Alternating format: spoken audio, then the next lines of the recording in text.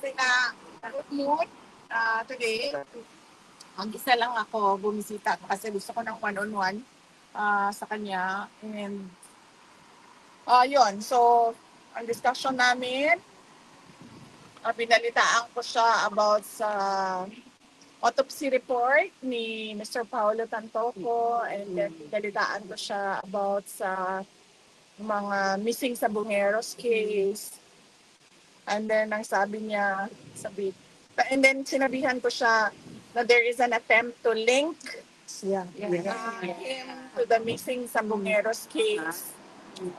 So sabi niya that is preposterous. That is preposterous. Tapos, napag-usapan namin, nagsabi na naman siya ulit, no, na huwag na bumisita sa kanya because it's taking toll on burden sa finances ng family ko. And then I told him na okay lang, wala namang problema sa akin. And then mas mahaba yung discussion namin about pro-cremation and anti-cremation. So sino ba ang pro-cremation dito? Butukan man. Anti-cremation. Yeah. Wala. Ma'am, meron pang isa, ma'am. Ma'am, yung i-donate yung parts. Ako, i-donate Nag-apply kasi ako din. Ako din. Diba? Oo. Donate for starting. Doon sa driver's license ko, organ donation ko, naglagay ako. Ay, wow. Sa driver's license ko. Pero ako kasi gusto ko ilibing yung aking katawan sa ilalim ng lupa. Pero merong iba na ang preference nila isunugin yung katawan. So ang tagal ng discussion namin kanina kasi umabot na kami sa legal. Sabi ko, once you're dead, sabihin ko, ang next of kin na ang may-ari ng katawan mo. Yeah. Sabi ko, kaya nga may mga instances na ang first family at second family nag-aaway sa bangkay nung di ba? Sino man yung namatay. And then umabot na kami sa bilangan ng spaces para sa ashes doon sa mausoleo. Sa urn. Spaces para sa urn doon sa mausoleo. So, ang tagal na discussion namin. Sabi ko, bad feng shui yan na yung cremation. Sabi ko, that's bad feng shui. And then sabi niya, ano? Sabi ko, feng shui. Sabi niya, feng shui din ha. Sabi niya, lahat ng naga-feng shui namamatay na. Pero ma'am, gusto niya magpalibing dito. No, gusto niya magpa-cremate. Pero dito. Kung saan man siya pamatay, sabi niya, gusto niya magpa-cremate. So, noong last time kasi na napag-usapan namin, naputol yung discussion namin about, kasi may iba kaming kasama, may iba akong kasama pag-bisita. So, naputol yung discussion kung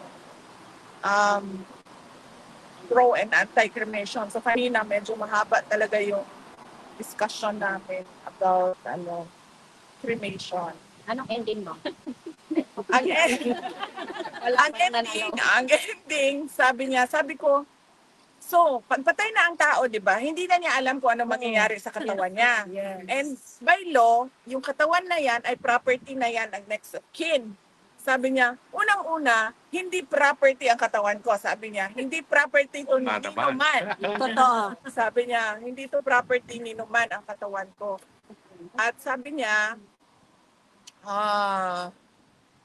sundin daw yung sacred wishes niya. Last wishes niya kasi sacred daw yon sa tao kung ano yung last wishes.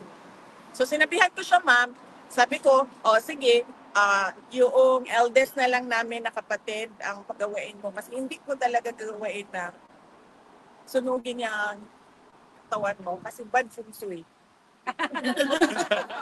Hindi ma'am, hindi rin masusunog. Susunugin talaga yan kasi wala siyang will. Kung meron siyang testament na nandoon, hindi susunugin. Susundin siya. o susundin o sino yung mga anak. Kailangan meron siyang will. Ganon yung nangyari sa asawa ko. Oh. Yeah, kailangan kung meron na or wala, susundin talaga. Kasi may kamot na po. Ito rin eh, kay Al. Yes. Well, as a former president, yes. Oo. Libingan naman ba yan, madam? Yes. Entitled to be, Pero ayaw niya kasi ng mga ganun, ma'am. Ang gusto lang niya is paano i-dispose yung katawan niya. Balik bag next time, tanungin ko sa kanya, bakit ayaw niya sa ilalim ng lupa? Takot sa bulate. Baka ganun, no? Pero ma'am, biblical yung inilibing, hindi yung susunugin. State in the Bible na tayo ay ililibing, hindi tayo susunugin. Biblical yun. Anyway, nasa kanya. Tsaka sa custom Depende yun eh. Yeah. Nililibing talaga yung Yeah. katawan, di ba? Most important graphic is stone. Kasi ang sabi niya, Oo. Anyway, ma'am, Yes. So yun yung Wala na akong usapan yun. Kalungkot. And wala siyang message ngayon. Kasi tumagal yung discussion namin kanina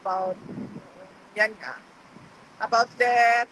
And then sinabi ko sa kanya, bakit pag si Kitty or si kuya ko, kausap mo, parang naiiyak sila na bukas mamamatay ka na. Sinabihan ko yun sa kanya kasi bakit iba-iba yung assessment namin, yung assessment ng ni Kitty tsaka ng kuya ko, mamamatay ka na. Ano na ko, parang sa tingin ko, hindi ka pa mamamatay. Sa kanya. And then sabi niya, no, melodramatic lang daw ang take nung dalawa sa sinasabi niya. Pero death daw is something that should be discussed because it will happen. Correct. Hindi natin alam kung kailan. Pero sabi niya, pero dapat pag-usapan. So yun yung sabi niya. ma'am, ano yung reaction niya dun sa Tantoko medical report na it's cocaine effect and yung fact na the police report says that the first lady must have been in the area where the death happened. The reaction Wala siya nasabi about that kasi nag-dovetail ka agad yung missing sa bungero na topic. So, doon siya nakakomment na preposterous daw yung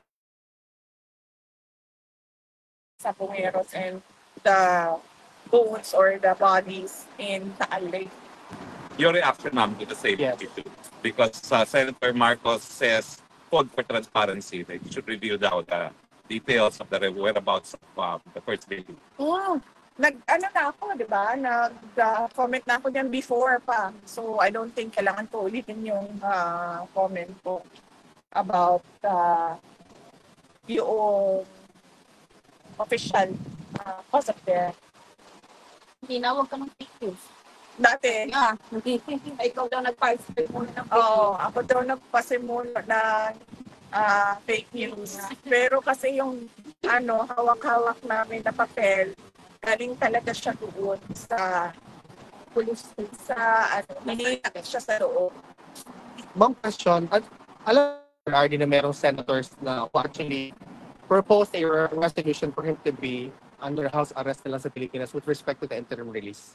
As I said, only the lawyer can comment on the Senate resolution, whether it be useful for the case or it's not useful for the case. But the family is praying for interim release. What is your reaction, ma'am, with respect to the move of these three senators? Well, we thank them. We thank them for their concern for President Duterte, and we thank them for supporting the move for application for interim release of former President Duterte. So we are grateful to the senators for expressing this in a Senate resolution. Were you also able to bring up to the former president, ma'am, the upcoming events on the 19th of July? Yan ang nakalimutan ko. Because right now, it's a coordinated effort na. Kasi passionate na talaga ako kanina sa pro. passionate na talaga ako sa pro-cremation po kanina na arguments. So nakalimutan ko na naman sabihin sa kanya na merong pangyayari na event sa Saturday. Nagtatanong pa ba ho siya kung may tao pa rin dito? Nabanggit ka sa kanya kanina? Hindi siya nagtanong. Ako saan si ma'am? May kasama ko kanina sa bus. Ayan, si Vlog, Pinay Vlog. Kasama kami kanina ni ma'am sa bus. So pag ubo ko, nabanggit ko kay PRD na sama ko si ma'am since noong March. At ang kinamusta lang ni ma'am ay si Kateki at si PRD. Yun lang ang kinamusta ni ma'am. Kumusta na si PRD and kumusta na si Kateki. Oo. On that particular note, ma'am, how is PRRD? He's okay.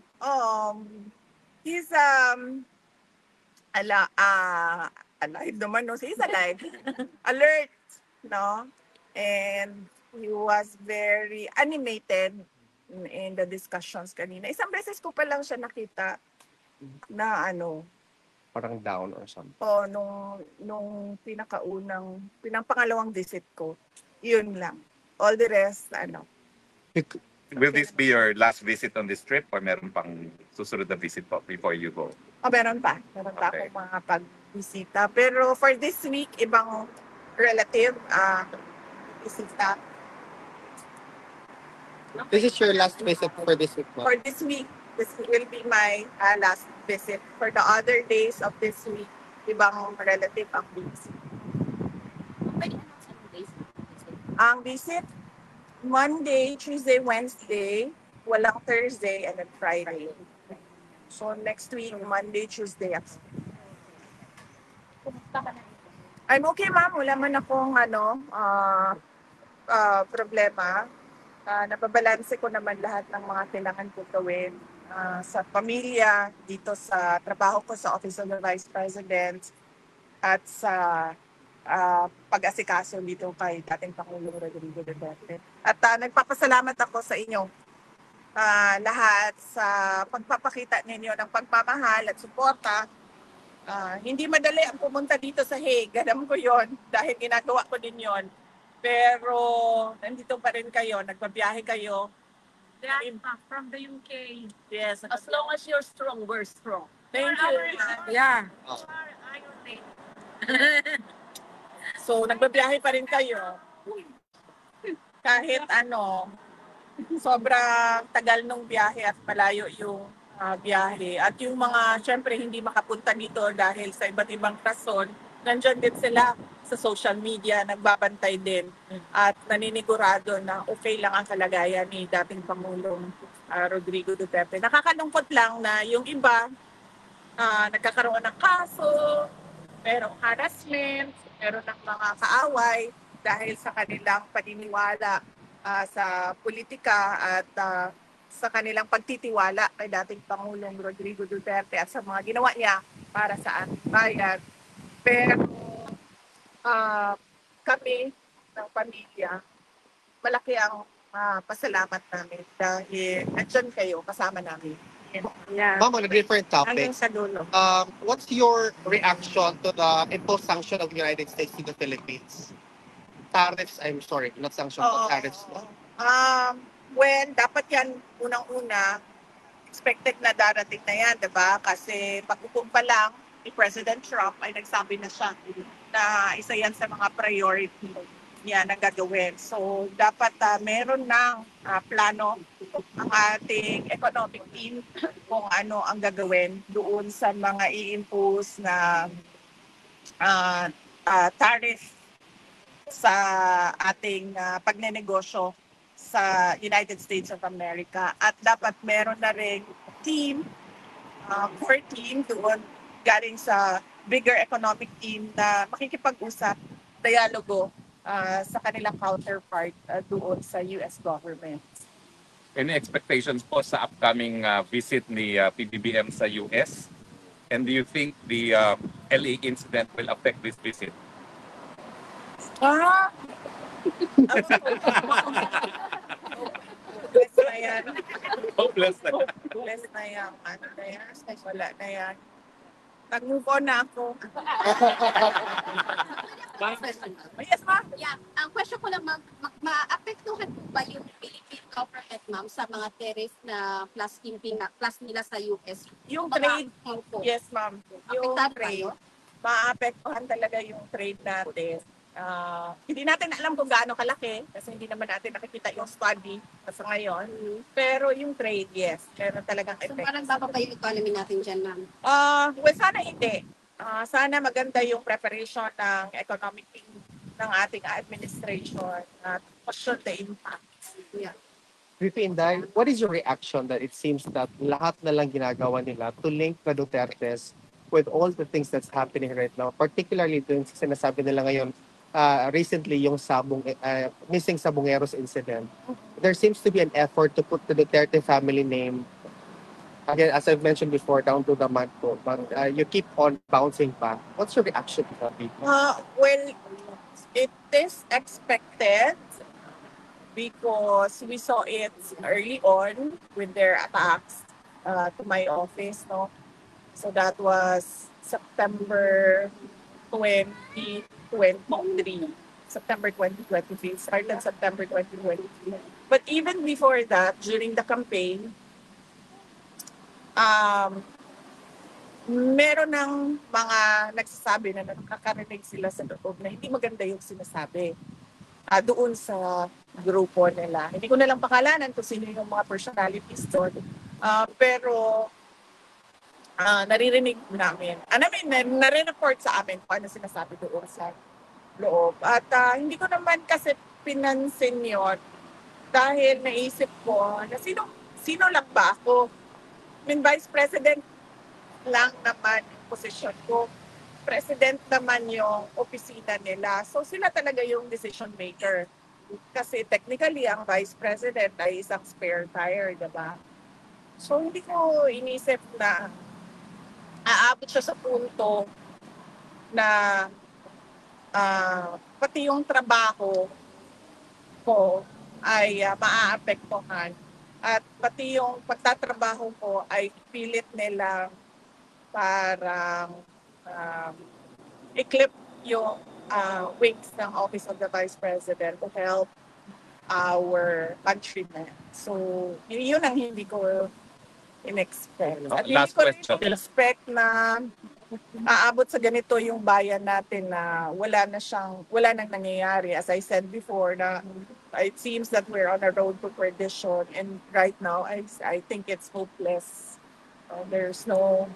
I don't see any road going back to that road where there was unity and continuity of the legacies of President Duterte. Thank you, VP. Actually, ma'am, we talked about this before. About lang sa mga pictures, ma'am, kasi ang daming mga hindi... About sa pictures ni Tatay Digong na lumalabas ngayon sa internet. Pati ano lang, ma'am, Hindi ko to Ano dito to? photo. Meron akong nakita na photo na nasa hospital bed. Mukhang nasa hospital bed siya. At meron siyang hospital bracelet, no, na tag, name tag sa hospital. Hindi totoo yung photo na yon at walang photo na lumalabas galing sa loob. But hindi din siya mahina si dating Pangulong Rodrigo Duterte. So, yun. Wala siyang Ma'am, aside from that photo, ma'am, meron po pa kasi isang photo na parang AI lang po siya. Gusto ko po sanang ipakita kung ganito siya kapayat po. wow. Ay, meron nandito. Ito po. Kasi ganito po siya ano. hindi na po natin. Sobra na po. Yogi. Nasobraan. Nasobraan ra.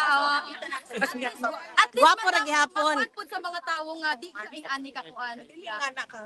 Much better. Thank you. So, Salamat. ma'am, walang photo na release Hindi siya- RRD from the Wala. detention. Yeah. Hindi siya photo. Parang AI lang po. Mukha siyang dyan, malnourished. Hindi siya ngayon, hindi siya mukhang malnourished. Firm Hindi. yung- Bayat lang talaga siya. Pero hindi siya ganito. Ma'am, any updates about the possible medical bulletin and possible picture? Wala pa. After our meeting this afternoon, I will meet the lawyer and then discuss about the photo and the medical bulletin, if that is even possible. I just want to say something. I believe that winner never wins, and winner never wins. What assurance us that who will be our president in 2010? We are waiting for that assurance. Who will be our president in 2010? Yes.